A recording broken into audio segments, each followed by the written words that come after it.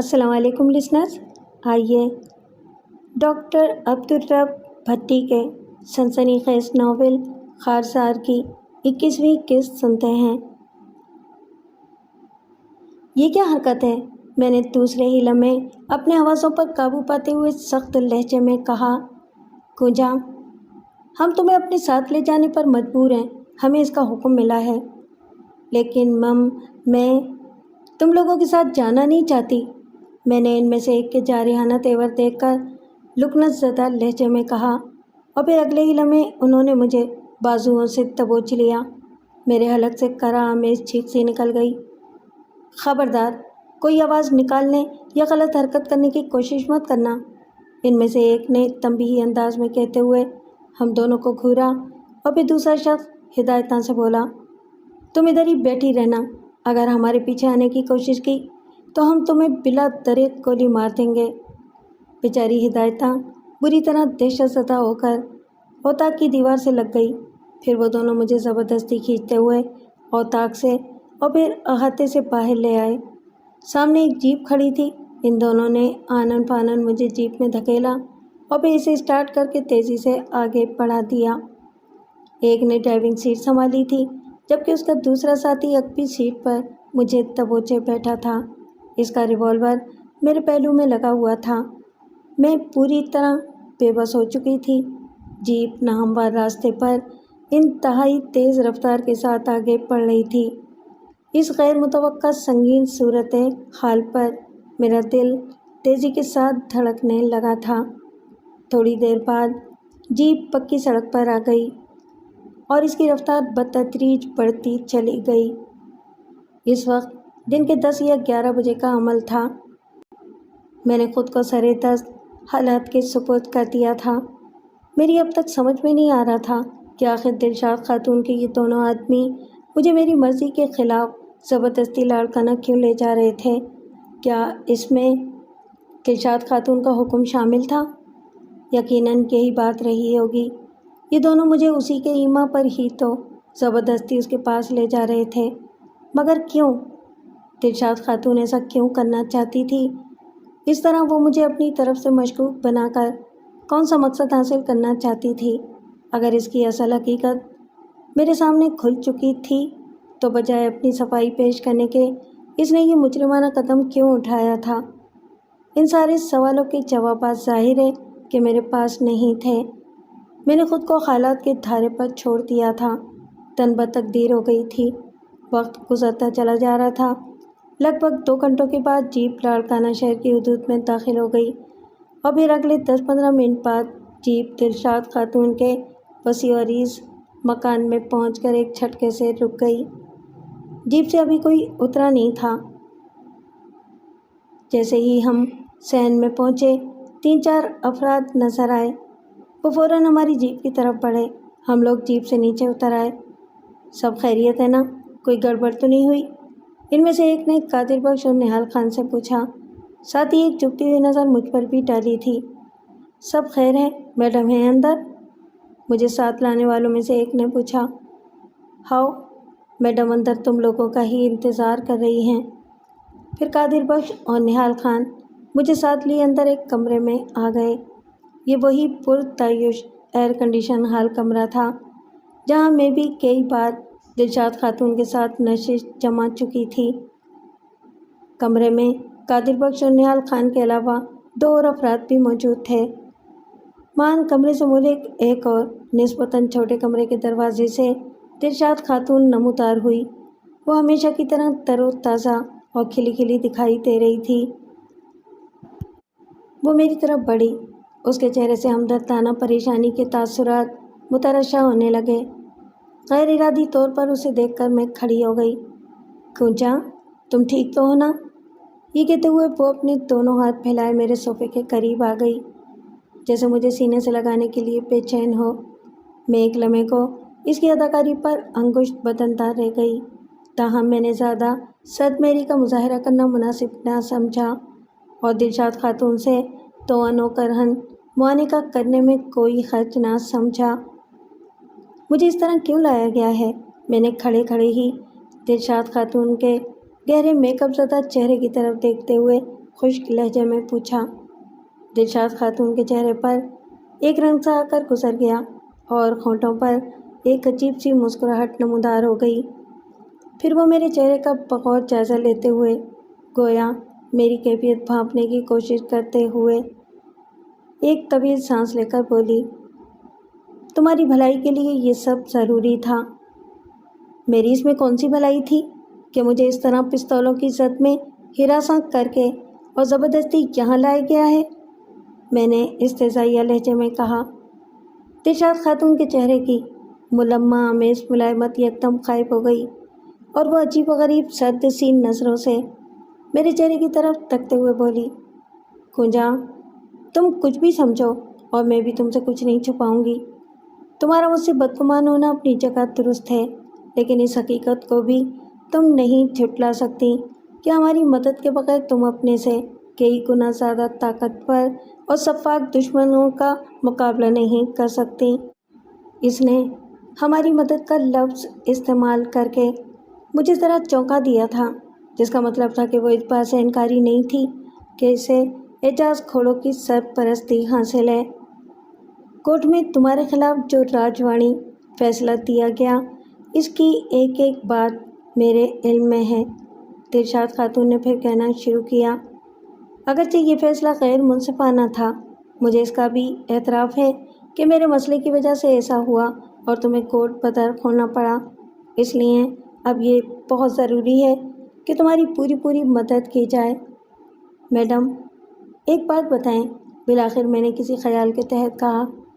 ہاں پوچھو۔ کیا واقعی آپ کے تعلقات اعجاز کھوڑوں سے ہیں؟ یہ کہتے ہوئے میں بغور ان کا چہرہ تکنے لگی۔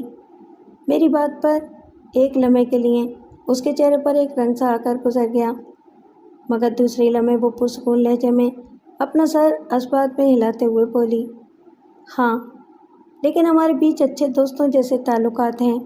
اس حرامزادی نورہ نے اپنی کمینگی دکھاتے ہوئے جس طرح میرے اور اعجاز کے تعلقات کا نقشہ کھینچا ہے، وہ سراسر جھوٹ اور من گھڑت ہے۔ اسے ہمارے خلاف استعمال کیا گیا ہے اور وہ ہمارے مشترکہ دشمن وڈیرے عارف خان کے ہاتھوں بک چکی ہے۔ دلشاد خاتون کی اس بات پر مجھے ذرا حیرت نہیں ہوئی۔ میرے لیے اب دلشاد خاتون سے ناطہ توڑنے کے لیے یہی کافی تھا کہ وہ اعجاز کھوڑوں جیسے شفاق انسان کی ساتھی تھی، جو میری محسن شینا کی ماں حاکم زادی اور ان کی بے گناہ ساتھی لڑکیوں کا قاتل تھا۔ میں نے اس بحث میں دلشاد خاتون سے الجھنا مناسب نہیں سمجھا۔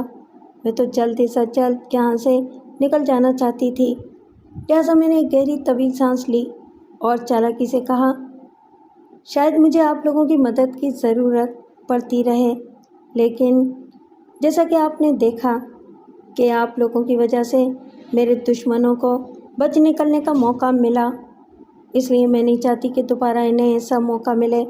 میں اب اپنے طور پر دشمنوں سے نمٹنے کی کوشش کروں گی۔ اب اس سے زیادہ وہ تمہارا یا ہمارا کچھ بھی نہیں بگاڑ سکتے۔ دلشاد خاتون نے پہلو بدل کر کہنا شروع کیا، رہی تمہاری اپنے طور پر دشمنوں سے نمٹنے والی بات، تو وہ بالکل بچکانہ ہے۔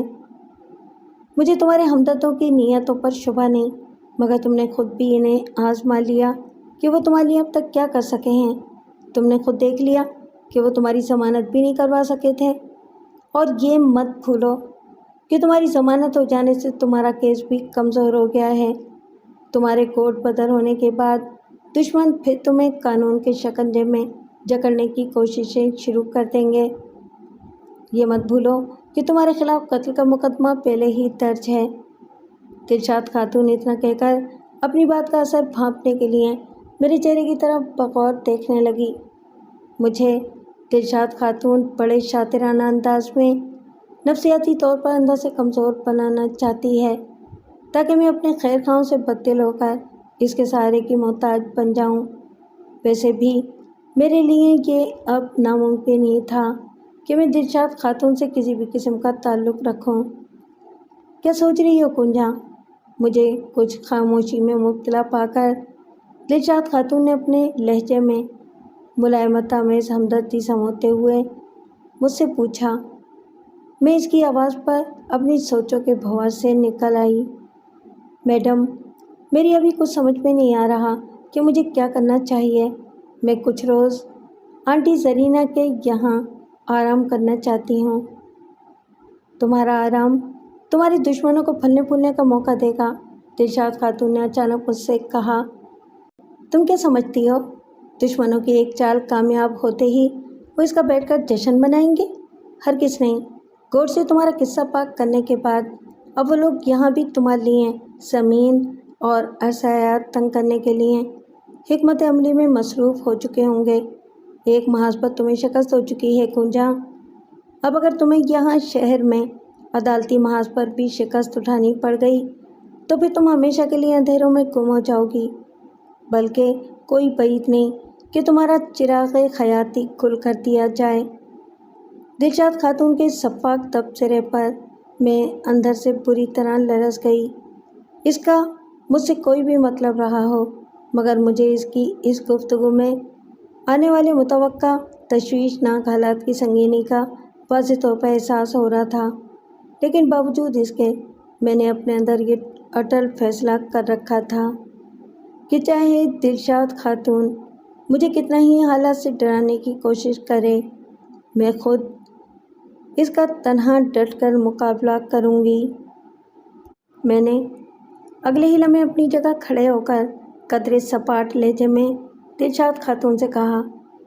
میں نے کہا نا میڈم، میرا دماغ اس وقت بہت پریشان ہے اور مجھے کوئی بات سمجھ میں نہیں آ رہی۔ آپ مجھے اب جانے دیں تو بہتر ہوگا۔ میں نے اگلے ہی لمحے اپنی جگہ کھڑا ہو کر قدرے سپاٹ لہجے میں دلشاد خاتون سے کہا۔ میں نے کہا نا میڈم، میرا دماغ اس وقت بہت پریشان ہے اور مجھے کوئی بات سمجھ میں نہیں آ رہی۔ آپ مجھے اب جانے دیں تو بہتر ہوگا۔ میری حتمی بات پر دلشاد خاتون اپنی جگہ ٹانگ پر ٹانگ چڑھائے عجیب نظروں سے مجھے گھورتی رہی۔ اس کے بعد وہ بھی صوفے سے اٹھ کھڑی ہوئی۔ کنجا، میں تمہیں جانے سے روک تو نہیں سکتی، لیکن اتنا تم سے ضرور کہوں گی کہ اول و آخر تمہیں میری ہی مدد کی ضرورت پڑے گی۔ میں اچھی طرح جانتی ہوں تم اعجاز صاحب کی وجہ سے میری طرف سے بدگمانی کا شکار ہو، کیونکہ اعجاز صاحب کو تمہاری ساتھی شینا اس دھرتی پر اپنا سب سے بڑا دشمن سمجھتی ہے۔ میں پھر یہی کہوں گی کہ اس میں بھی ہمارے دشمنوں کا ہی ہاتھ ہے۔ میں نے دلشاد خاتون کی بات پر قدرے تحیر آمیز نگاہوں سے اس کی طرف دیکھا۔ اس وقت مجھے اس کا چہرہ ایک مکال لومڑی کا چہرہ محسوس ہونے لگا تھا۔ وہ اپنی معلومات کا مجھ پر نفسیاتی دباؤ ڈال کر میرے ذہن کو پلٹنا چاہ رہی تھی۔ دیکھو کنجا، جذباتی ہو کر سوچو گی تو نقصان اٹھاؤ گی۔ تمہارے دشمنوں سے صرف ہماری طاقت سے ہی نمٹا جا سکتا ہے، لہٰذا سب کچھ بھلا کر صرف اپنے بارے میں سوچو اور ہمارے ساتھ مل جاؤ، اسی میں تمہاری بہتری ہے۔ میں نے محسوس کیا کہ دلشاد خاتون کا لہجہ لمحہ بلمحہ رعونت آمیز ہوتا جا رہا تھا۔ وہ بڑی چنڈال ثابت ہو رہی تھی، اسے اپنی طاقت کا کچھ زیادہ ہی گھمنڈ تھا۔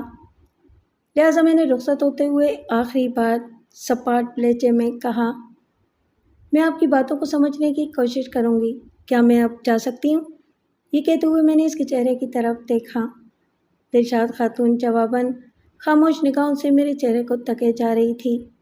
پھر اس نے اپنی چبھتی ہوئی نگاہیں میرے چہرے پر مرکوز کرتے ہوئے کہا، ٹھیک ہے، تم بے شک جا سکتی ہو، مگر میری بات پر بعد میں ٹھنڈے دل کے ساتھ غور ضرور کرنا، اور ساتھ ہی مجھ سے جلد رابطہ بھی کر کے اپنا فیصلہ سنا دینا۔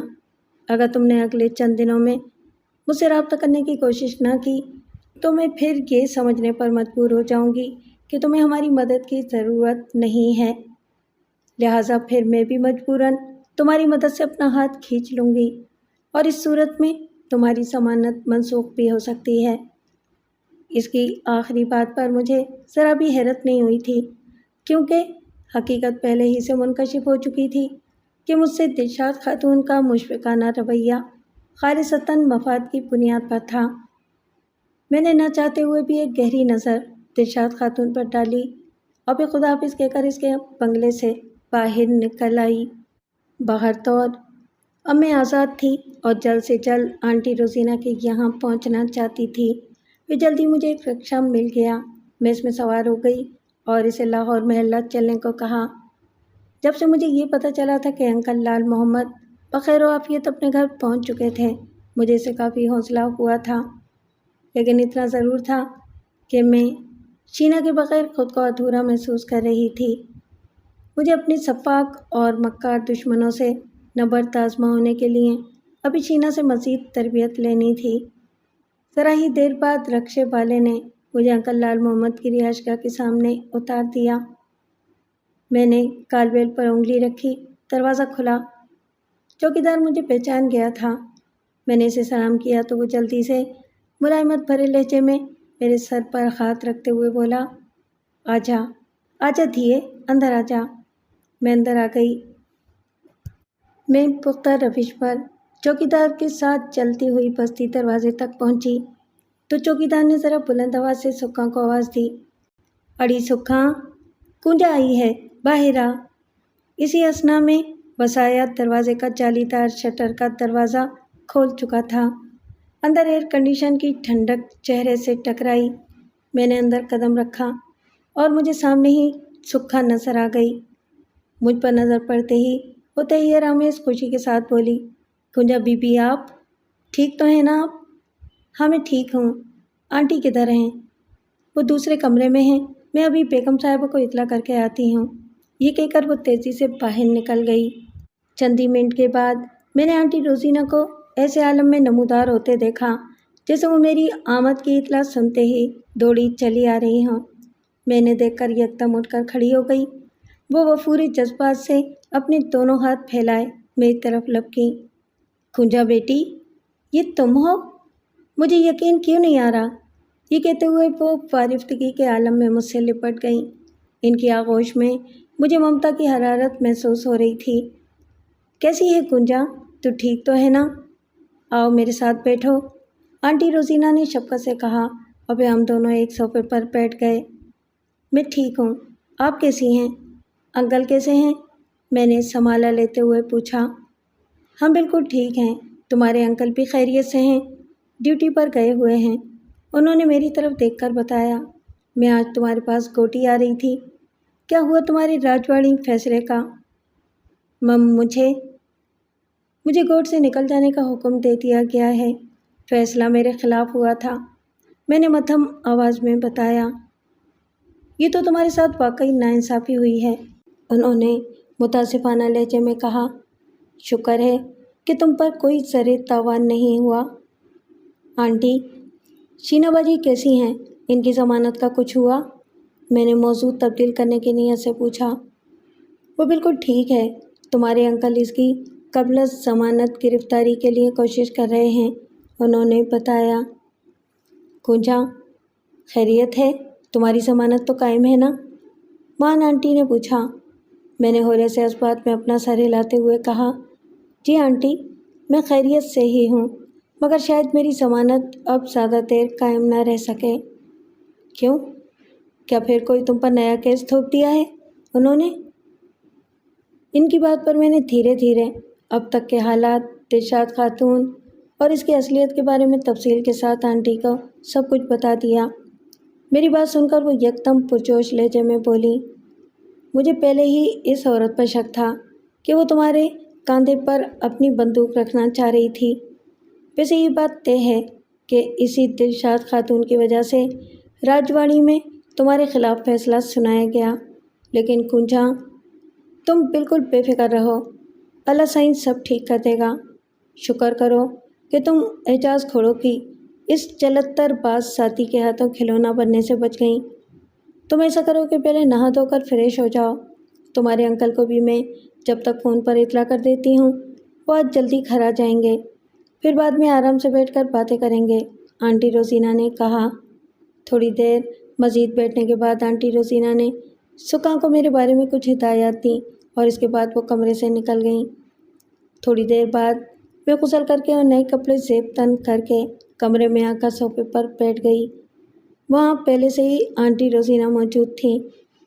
कुंजा, मैंने तुम्हारे अंकल को फ़ोन किया था, वो 2 घंटे बाद आएंगे। تمہیں بھوک لگ رہی ہے تو کھانا کھا لو، آنٹی روزینہ نے مجھ سے کہا تو میں نے دھیرے سے سر ہلا کر کہا، نہیں، اکٹھے ہی کھائیں گے۔ اچھا ٹھیک ہے، تم اب تھوڑی دیر آرام کر لو۔ 2 گھنٹے گزرنے کا احساس ہی نہ ہوا، وقت پلک جھپکتے ہی گزر گیا۔ انکل لال محمد آئے اور آتے ہی میرے سر پر پرشفقت ہاتھ رکھا۔ میں ان کے سینے کے ساتھ لگ کر خوب روئی۔ ان کی شفقت بھری چھاؤں مجھے سکون دے رہی تھی۔ مجھے اپنوں سے زیادہ غیروں سے محبت مل رہی تھی۔ اس کا مطلب تھا کہ یہ اپنائیت، محبت، انسیت خونی رشتوں کی محتاج نہیں تھی۔ انسان کو غیروں سے بھی ویسی ہی محبت مل سکتی ہے جیسی اپنوں سے، مگر میں نے تو اپنوں کی محبت میں سوائے خود غرضی اور طمع کے کچھ نہیں دیکھا تھا۔ انکل لال محمد نے مجھے خوب پیار کیا۔ وہ مجھے دیکھ کر واقعی بہت خوش نظر آ رہے تھے۔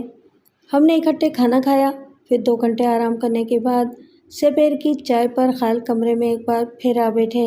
سب سے پہلے انکل لال نے مجھ سے اب تک کے حالات کی مفصل روتاز سنی اور مختصراً اپنی پراسرار گمشدگی کے بارے میں بھی بتایا کہ وہ دادو اور سیون کے گنجان پہاڑی علاقوں اور دریائے سندھ کے دائیں بائیں کنارے پر واقع سونا بنڈی کے گھنے جنگلات میں ڈاکوؤں کے خلاف آپریشن میں مشغول تھے۔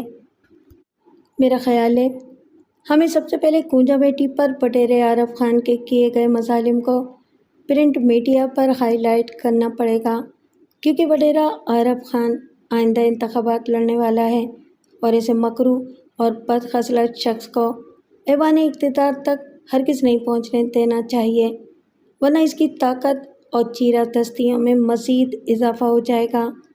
آنٹی روزینہ نے اس اہم گفتگو کی ابتدا کرتے ہوئے میرے دل کی بات کہہ ڈالی۔ انکل لال نے ہولے سے کھنکار کر گلا صاف کیا اور پھر کہا، وہ تو سب ٹھیک ہے روزی، لیکن ہمیں کونجا بیٹی اور شینا بیٹی کے لیے بھی کچھ کرنا ہوگا۔ میں سمجھتا ہوں کہ دلشاد خاتون کی حقیقت ظاہر ہوتے ہی وہ اب پہلی فرصت میں کونجا کی ضمانت منسوخ کرانے کی کوشش کرے گی۔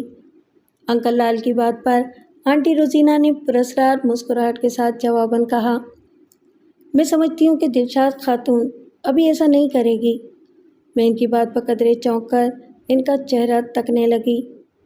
دلشاد خاتون یا اعجاز کھوڑوں کا بھی موجودہ حالات میں وہی مقصد ہے جو ہمارا ہے، یعنی بٹیر عارف کو کسی بھی قیمت پر موجودہ انتخابات میں شکست دینا، اور اس شکست کا واحد ذریعہ کونجا بیٹی کا سلگتا ہوا ایشو ہے۔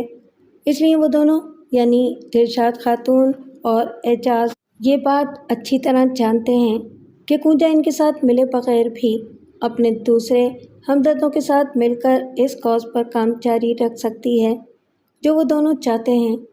آنٹی نے اپنے خیالات کا اظہار کیا۔ میں نے دیکھا آنٹی کی بات سے انکل لال محمد متاثر نظر آنے لگے تھے۔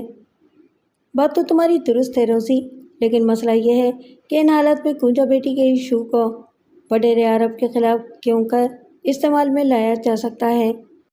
ان حالات میں کونجا بیٹی کے ایشو کو بٹیر عارف خان کے خلاف کیوں کر استعمال میں لایا جا سکتا ہے، جبکہ ایسے میں خود کونجا پر اس کے 2 آدمیوں کے قتل کا مقدمہ چل رہا ہے۔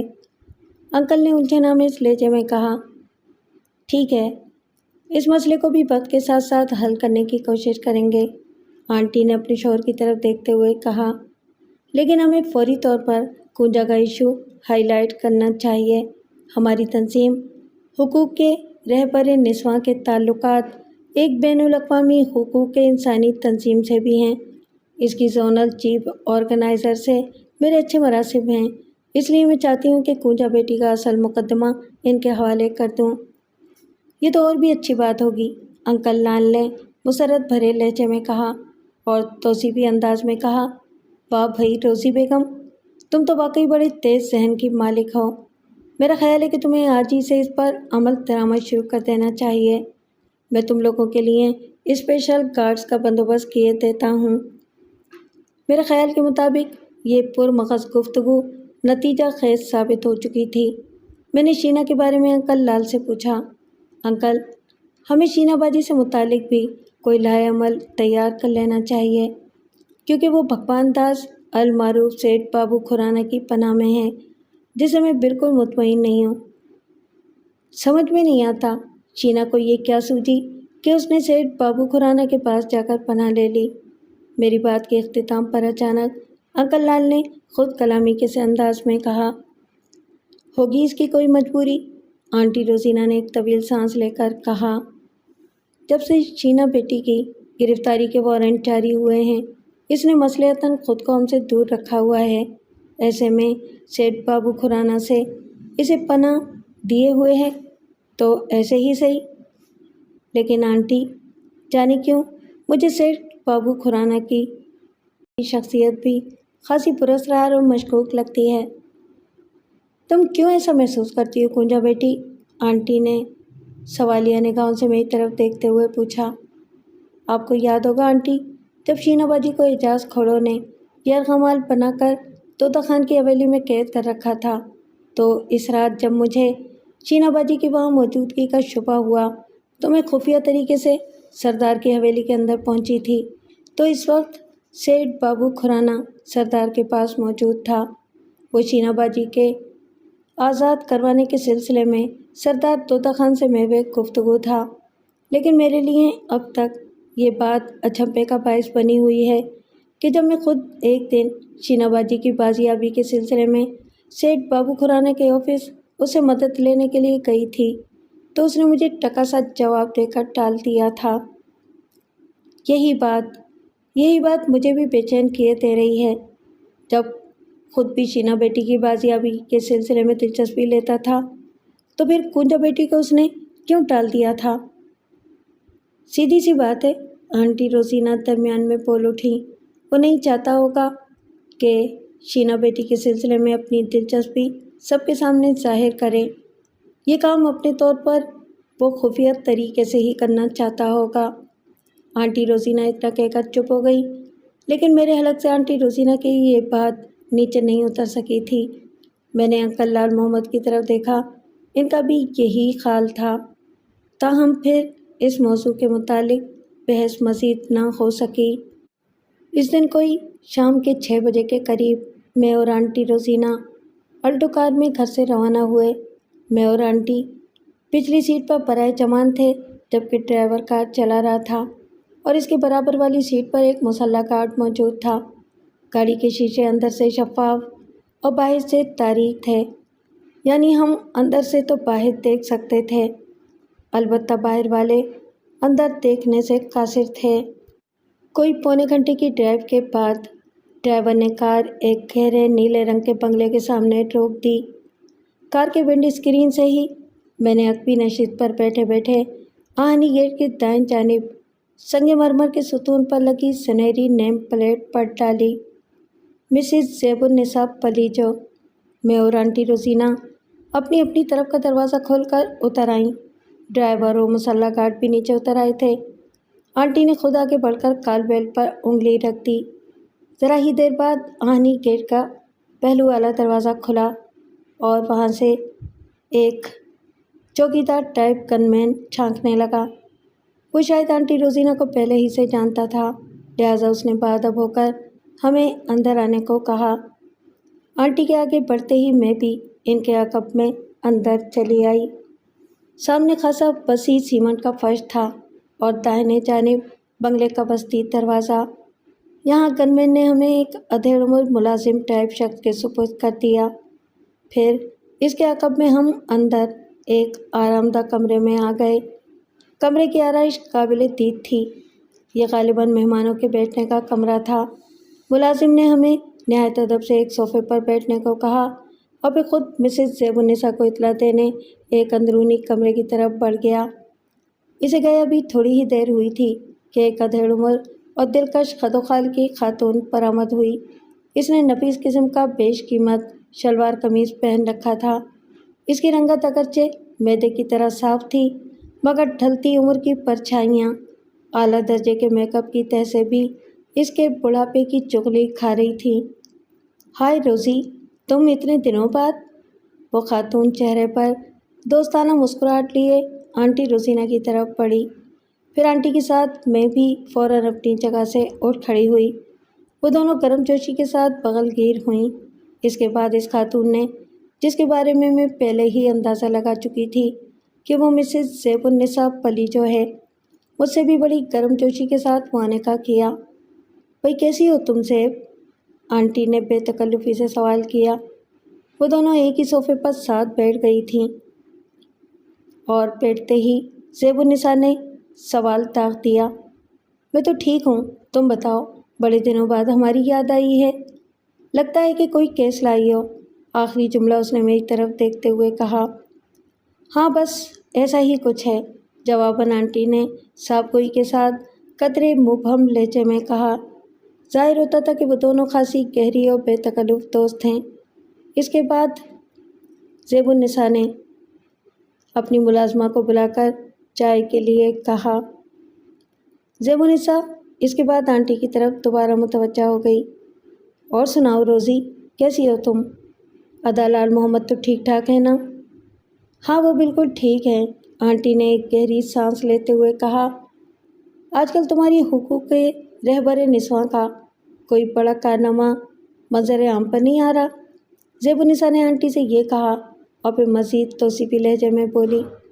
ویسے تمہاری سکہ والے کارنامے کی باز گشت ابھی تک مقتدر حلقوں میں ختم نہیں ہوئی۔ بیچاری اپنے ظالم شوہر کے ہاتھوں مرتے مرتے بچی تھی، وہ آج کل تمہارے پاس ہی ہے نا؟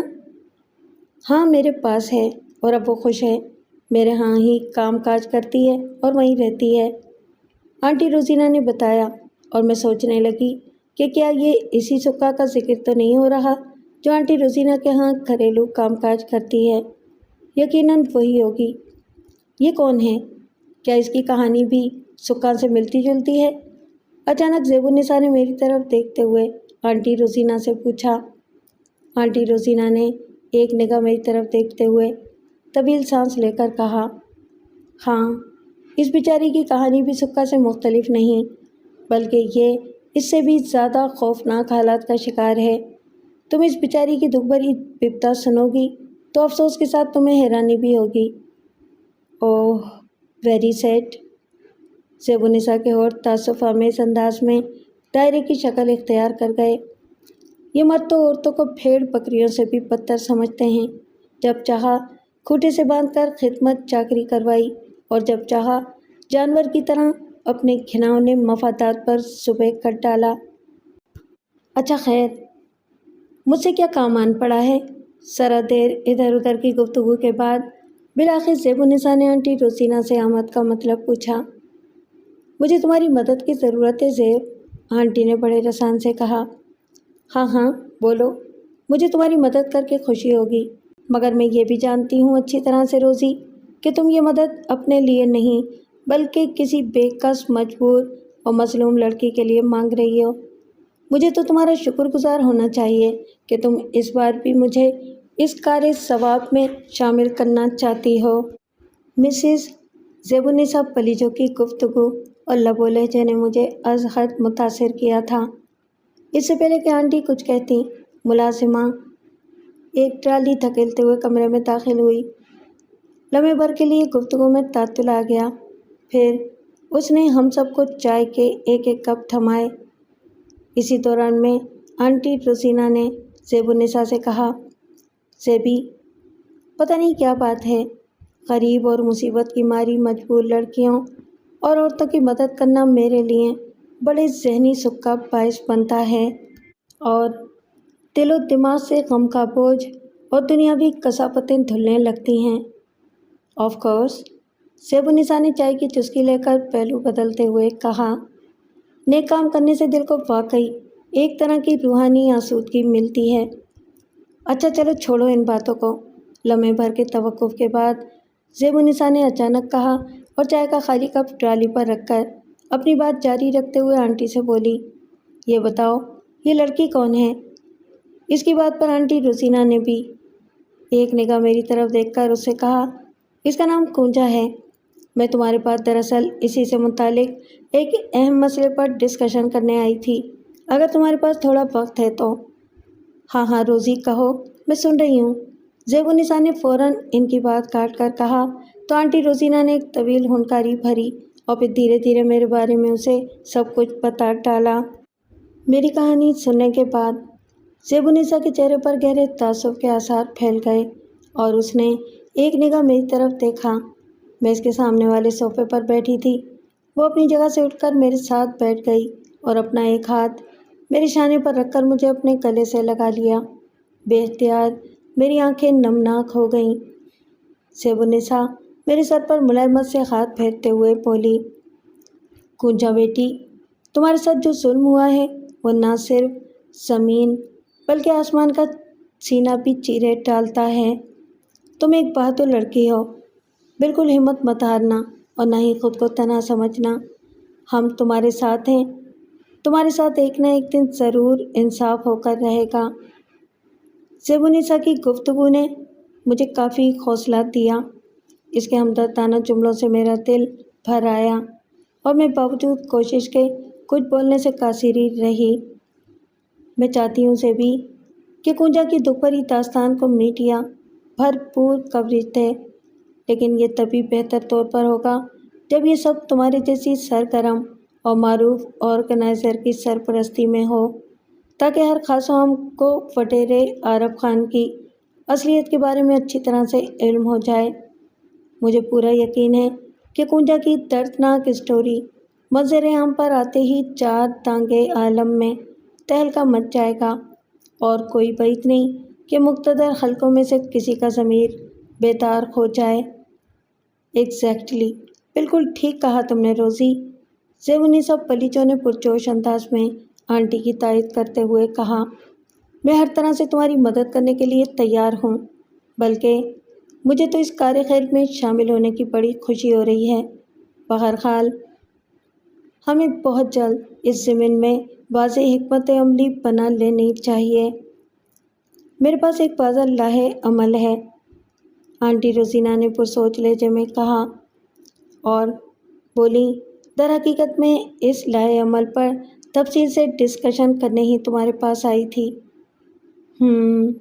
ٹھیک ہے، آؤ میرے ساتھ دوسرے کمرے میں چل کر آرام سے باتیں کرتے ہیں۔ سیبونسا یہ کہہ کر اپنی جگہ سے اٹھ کھڑی ہوئی۔ پھر سیبونسا نے کھڑے کھڑے اپنی ملازمہ سونی کو پکارا اور اس سے کہا، میں ذرا مہمانوں کے ساتھ اندر اہم میٹنگ میں مصروف ہوں، کوئی فون یا کال آئے تو 2 گھنٹوں کے لیے ٹال دینا۔ جی بہتر بیگم صاحبہ، سونی نے موتبانہ سعادت مندی سے کہا۔ اس کے بعد سیبونسا ہمیں ایک دوسرے کمرے میں لے آئی۔ یہ نسبتاً چھوٹا کمرہ تھا مگر قدرے آرام دہ تھا۔ یہاں بھی ایئر کنڈیشن کی ٹھنڈک رچی ہوئی تھی۔ یہاں ایک کونے میں ایک خوبصورت اور آرام دہ مسیری بچھی ہوئی تھی۔ فرش پر بیش قیمت تبیز قالین بھی بچھا ہوا تھا، جس کے وسط میں بیت کی آرام دہ 4 عدد کرسیاں دھری تھیں۔ ہم تینوں بیت کی کرسیوں پر برائے جمان ہو گئے۔ سیبونسا نے ایک سوئچ دبا کر ٹیوب لائٹس روشن کر دیں۔ ہاں روزی، اب بتاؤ تمہارا آئندہ کا کیا لاہ عمل ہے؟ لمحے بھر کی خاموشی کے بعد سیبونسا نے آنٹی روزینا کی طرف دیکھتے ہوئے پوچھا۔ میں چاہتی ہوں کنجا اسٹوری کو پرنٹ میڈیا ہائی لائٹ کرے، آنٹی روزینا نے بلا تامل کہا، اور یہ کام جتنی جلدی ہو سکے ہمیں کر گزرنا چاہیے۔ ہم چاہتے ہیں کہ عام انتخابات سے پہلے اس کام کا آغاز ہو جائے تاکہ وڈیرے عارف خان کی سیاسی مہم کو بھی دھچکا پہنچے۔ میں نے دیکھا آنٹی روزینا کی بات پر سیبونسا کے چہرے پر عجیب سی مسکراہٹ پھیل گئی۔ پھر وہ پہلو بدلتے ہوئے آنٹی سے بولی، عام انتخابات میں دن ہی کتنے رہ گئے ہیں؟ صرف 4 دن؟ میرا خیال ہے کہ اس سے وڈیرے عارف خان کی سیاسی مہم کو کوئی دھچکا نہیں پہنچ سکتا، بلکہ انتخابات کی اس مخصوص فضا میں اس قسم کی مخالفت اسے فائدہ ہی دے گی۔ سیبونسا کی بات میں خاصا پسند تھا۔ یہی سبب تھا کہ میرے علاوہ آنٹی روزینا بھی اس کی باتوں سے خاصی متاثر نظر آ رہی تھیں۔ بالآخر لمحے بھر کی سوچ کے بعد آنٹی روزینا نے قدرے الجھے ہوئے لہجے میں کہا، تو پھر کیا کیا جائے؟ تم ہی کوئی راستہ بتاؤ، کس طرح اس اہم مہم کا آغاز کیا جائے؟ آغاز تو خیر ہمیں کر ہی دینا چاہیے، لیکن اگر ہم قانون کے معاملات کو بھی ساتھ لے کر چلیں تو ہمیں خاطر خواہ فیڈ بیک مل سکتا ہے۔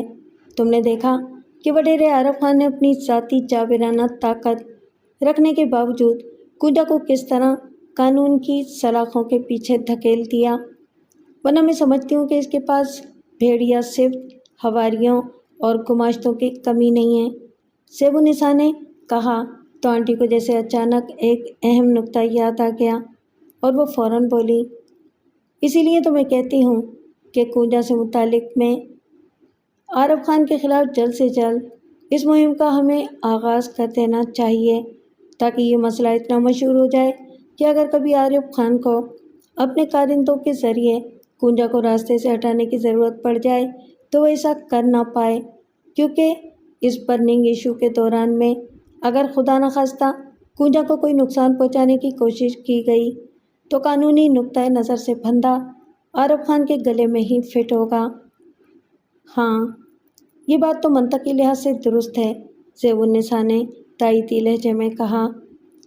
ایسا کرتے ہیں، میں آج ہی اپنی تنظیم کے سیکرٹری اشاعت کو مطلع کر کے کل شام کو ادھر ہی ایک پریس کانفرنس بلاتی ہوں اور دوسری طرف اپنے کسی قابل وکیل کے ذریعے کونجا کا کیس بھی ختم کرانے کی کوشش کرتی ہوں۔ اتنا کہہ کر وہ میری طرف متوجہ ہوئی اور مجھ سے مخاطب ہو کر ملائمت سے بولی، کونجا، تمہیں ایک دو بار عدالت کے سامنے بھی پیش کیا گیا تھا، وہاں تم نے کون سا موقف اختیار کیا تھا؟ کیا تم نے وڈیرے عارف خان کے آدمیوں کو قتل کرنے کا اعتراف کیا تھا؟ جی ہاں، میں نے ہولے سے کھنکارتے ہوئے کہا اور مزید وضاحت کرتے ہوئے بولی، میں نے عدالت کے سامنے کہا تھا کہ چونکہ مجھ پر وڈیرے عارف خان اور اس کے کارندوں نے پہلے بھی مجرمانہ حملہ کیا تھا، اس لیے جب اسی نیت کے ساتھ دوبارہ اس کے دونوں کارندے، جنہوں نے پہلے بھی میری عزت کو کھلونا بنایا تھا، رات کی تاریکی میں مجھ پر حملہ آور ہوئے تھے، تو میں نے محض اپنے دفاع میں جوابی کارروائی کرتے ہوئے انہیں مار ڈالا تھا، اور یہ واقعہ میرے بھائی سائیں داد کے گھر میں پیش آیا تھا۔ یہ بتاتے ہوئے میں نے اس دوران میں ہونے والی عدالتی کارروائی بھی سیب النساء کے گوش گزار کر دی۔ یہ بھی بتایا کہ کس طرح میرا بغیرت بھائی میرے خلاف جھوٹی گواہی دیتے ہوئے اس بات سے صاف مکر گیا تھا کہ مذکورہ واقعہ اس کے گھر کے بجائے وڈیرے عارف خان کی حویلی کے قریب پیش آیا تھا۔ مگر اس رات جب یہ واقعہ تمہارے بھائی کے گھر پیش آیا تھا تو یقیناً سائیں داد کے علاوہ تمہاری بھابھی بھاگل کے بھی علم میں تو یہ بات ہوگی جو یقیناً یہ ثابت کر سکتی تھی کہ اس کا شوہر یعنی تمہارا بھائی غلط بیانی سے کام لے رہا ہے۔ میں دانستہ بھابھی بھاگل کو اس کے شوہر کی اس غلط بیانی کے خلاف استعمال نہیں کرنا چاہتی تھی، کیونکہ بھابھی بیچاری پہلے ہی اس کے ظلم و ستم کا نشانہ بنتی چلی آ رہی ہے۔ میں نے جواب دیا۔ سیب النساء کے پرمتانت چہرے پر خاموشی چھا گئی، غالباً وہ میری مجبوری سمجھ چکی تھی۔ پھر وہ بڑے متاسفانہ لہجے میں بولی، کس قدر دکھ کی بات ہے کہ جن لوگوں نے سائیں داد کی بہن کو شرمناک ظلم کا نشانہ بنایا، انہی لوگوں کے ساتھ مل کر وہ ان کے مفادات کے لیے کام کر رہا ہے۔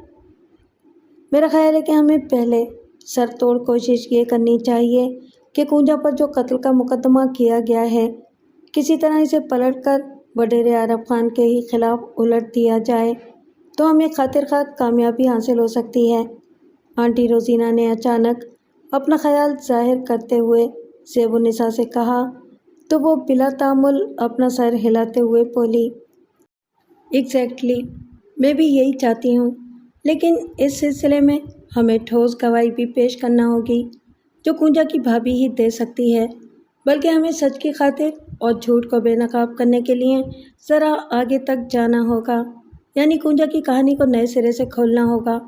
جب اس کے شوہر محمد پریل نے اس پر کاری کا جھوٹا الزام لگایا تھا، جس کی وجہ سے یہ عارف خان کے کارندوں کے ہتھے چڑھ گئی تھی، اور محمد پریل نے خود دیکھا تھا کہ اس کی بیوی کونجا کو اس کی نظروں کے سامنے حورال خان اور اس کے کارندے پناہ دینے کی غرض سے وڈیرے عارف خان کی حویلی لے گئے تھے۔ سیب النساء کی نکتہ رس گفتگو میرے دل کی دھڑکنوں میں لمحہ بلمحہ اضافہ کرتی جا رہی تھی۔ بلا شبہ وہ ایک ذہین اور دور کی کوڑی تلاش کرنے والی خاتون تھی۔ میں نے دیکھا آنٹی روزینہ بھی اس کی بات سے پرمسرت تحیر کے ساتھ اس کا چہرہ تکنے لگی تھیں۔ اسی اثنا میں سیب النساء نے دبے دبے جوش کے ساتھ مزید کہا، اب جب کہ محمد پریل کو اپنی فاش غلطی کا احساس ہو چکا ہے، تو ہمیں اسے تلاش کرنے کی ہر ممکن کوشش کرنا پڑے گی۔ اس کی اتنی ہی گواہی کافی ہوگی کہ اس نے اس رات بھورل خان اور اس کے کارندوں کے ساتھ اپنی بیوی کونجا کو جاتے ہوئے اپنی آنکھوں سے دیکھا تھا۔ خدا کی قسم سے بھی تم واقعی درست خطوط پر سوچ رہی ہو۔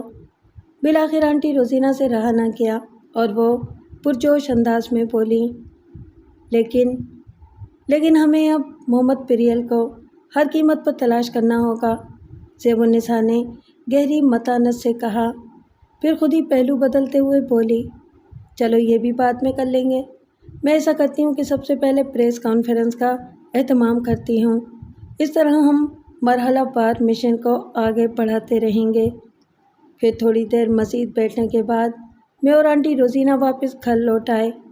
آنٹی روزینہ نے انکل لال کو اپنی آج کی مہم زیب النساء پلیجو کے بارے میں تفصیلاً آگاہ کیا، تو وہ بھی زیب النساء کی فراست اور جذبہ انسانیت سے متاثر ہوئے بغیر نہیں رہ سکے تھے۔ بھائی روزی، زیب النساء پلیجو تو واقعی ایک جینیس خاتون ہے۔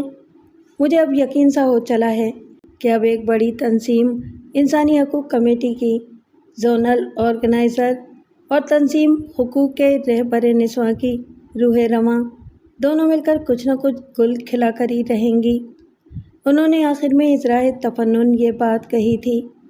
ایسے میں آنٹی بھی ان کی بات کا مطلب سمجھتے ہوئے ہلکی سی مسکراہٹ کے ساتھ بولی، اور آپ کس مرض کی دوا ہیں؟ ویسے شینا بیٹی کا کچھ بنا؟ ان کی بات پر انکل لال کے چہرے پر اچانک گہری سنجیدگی آ گئی اور وہ ایک لمبی ہنکار بھرتے ہوئے بولے، میں کوشش میں تو لگا ہوا ہوں کہ جلد از جلد شینا بیٹی کی ضمانت ہو جائے، اور جب بھی کوئی آس بننے لگتی ہے یا کام ہونے کی امید ہونے لگتی ہے تو یہ ایک دم کوئی نہ کوئی مسئلہ ہو جاتا ہے۔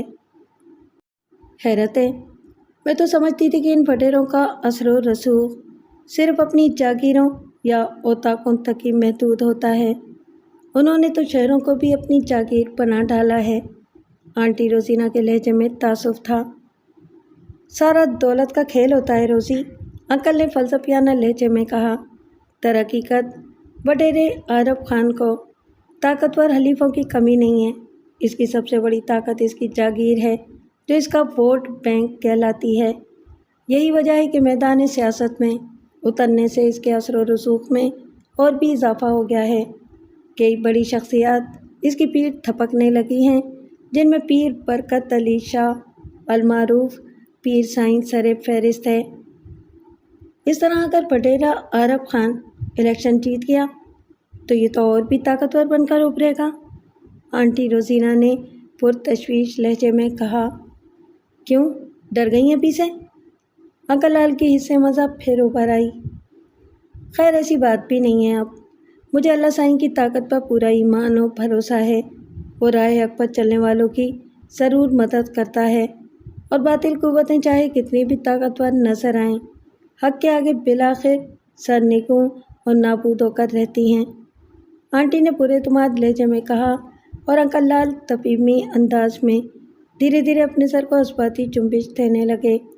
اگلے دن دوپہر کے کھانے کے بعد تقریباً 4 بجے کے لگ بھگ میں اور آنٹی زیب النساء پلیجو کی رہائش گاہ پر پہنچے تو وہاں حسب توقع غیر معمولی چہل پہل نظر آئی۔ آج صبح کوئی 11 بجے کے قریب زیب النساء پلیجو نے فون کر کے آنٹی روزینہ کو مطلع کر دیا تھا کہ انہوں نے اپنے گھر میں ہی پریس کانفرنس کا اہتمام کر ڈالا ہے۔ شام 6 بجے سے پہلے مجھے ہر حال میں لے کر ان کے ہاں پہنچ جائیں۔ چنانچہ ہم 2 گھنٹے پہلے ہی نکل پڑے تھے۔ پریس کانفرنس کا اہتمام ایک بڑے سے ایئر کنڈیشن ہال کمرے میں کیا گیا تھا، جو بنگلے کے عقبی حصے میں کانفرنس روم کے طور پر استعمال ہوتا تھا، جہاں صوفے اور فولڈنگ چیئرز قطار در قطار پہلے سے لگا دی گئی تھیں۔ وہاں کافی لوگ جمع ہو گئے تھے۔ ان میں صحافی برادری سے متعلق حضرات کے علاوہ مختلف فلاحی تنظیم کے منتظم اور محتمم، سماجی کمیٹیوں کے صدر اور ارکان، نیز معزز افراد اور بالخصوص شعبہ ادب سے تعلق رکھنے والے سندھی اردو ادبی سنگت کا دانشور اور قلم قبیلے کے لوگ بھی شامل تھے۔ ازیں علاوہ جذبہ انسانی سے سرشار اور سماجی خدمات انجام دینے والے قابل وکلاء کی بار ایسوسی ایشن کے تنظیمی افراد بھی مدعو کیے گئے تھے۔ اتنے سارے لوگوں کو دیکھ کر میرا حوصلہ بند ہونے لگا تھا۔ یہ سب پڑھے لکھے اور معتبر طبقے سے تعلق رکھنے والے لوگ تھے۔ میں نے خوش امیدی کے ساتھ ان کا موازنہ اپنے کوٹ کے عام لوگوں سے کرتے ہوئے دل میں سوچا کہ یہ لوگ بہرحال تماشائی نہیں تھے جو میرا تماشا دیکھنے آئے تھے، اور نہ ہی یہ لوگ میری دکھ بھری بپتا سننے کے بعد کان دبا کے یہاں سے کھسک جائیں گے، بلکہ مجھے امید تھی کہ یہ لوگ مجھ پر ڈھائے گئے مظالم کو بڑے بھرپور طریقے اور جرات کے ساتھ اس کا ازالہ کرنے کی کوشش کریں گے اور ظلم کے خلاف ضرور آواز بلند کریں گے۔ باہر تو 6 بجے تک وہ کانفرنس روم لوگوں سے بھر چکا تھا۔ سامنے والی دیوار کے ساتھ ایک خاصا بڑا مستطیل چبوترا نما ابھی بنا ہوا تھا جو قالین سے ڈھکا ہوا تھا۔ اس پر ایک لمبی میز دھری تھی جس کے عقب میں 8-10 کے قریب کرسیاں لگا دی گئی تھیں۔ میز کے اوپر درمیان میں ایک بڑا سا مائک بھی نظر آ رہا تھا۔ مجھے مائک کے قریب رکھی کرسی پر بٹھایا گیا اور میرے دائیں بائیں زیب النساء اور آنٹی روزینہ بھی برائے چمان تھیں۔ اس طرح ترتیب بار ان دونوں خواتین سے متعلق تنظیموں کے عہدیدار ارکان بھی موجود تھے۔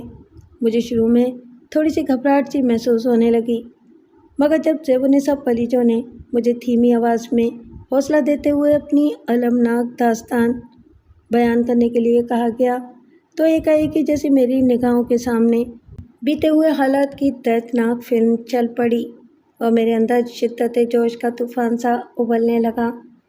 کن پٹیاں سلگنا شروع ہو گئیں، آنکھوں میں کرب اور چہرے پر غمناک سائے نمودار ہوتے چلے گئے۔ میں نے بمشکل اپنی جلتی ابلتی کیفیات پر قابو پایا اور دھیرے دھیرے اپنی بپتا سنانی شروع کر دی۔ حال میں موجود سب لوگوں کو جیسے سانپ سونگھ گیا تھا۔ وہ گمسم بیٹھے بغور میری لرزہ خیز کتھا سن رہے تھے۔ اسی دوران میں میری تصاویر بھی اتاری گئیں۔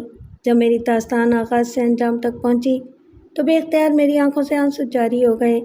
میں دھندلی اور مخموم آنکھوں سے سب کے چہروں کو دیکھتی جا رہی تھی۔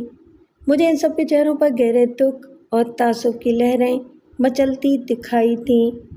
جب میں اپنی کتھا سنا چکی تو خاصی دیر تک حال میں موجود لوگوں کو ایک عجیب سی چپ کھا گئی۔ ماحول میں دکھ اور کرب کی ایک چادر سی تن گئی تھی۔